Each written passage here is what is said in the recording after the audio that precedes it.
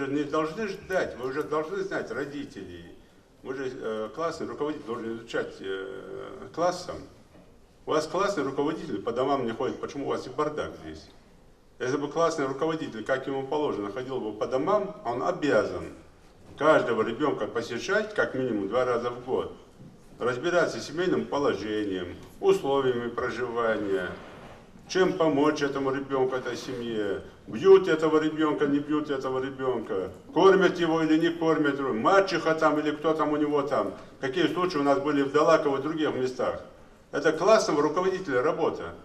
И если бы классный руководитель это делал бы как положено, она бы вам уже как директору докладывала бы, что у нас, у товарища Танзилы, ребенок учится первый класс, а второй в следующем году должен первый класс. И вы бы ставили сразу.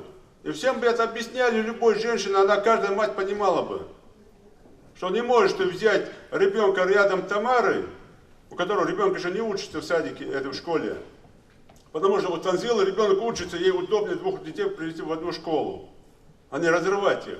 И даже Хамял уже было бы что ответить. И я бы вас понимал.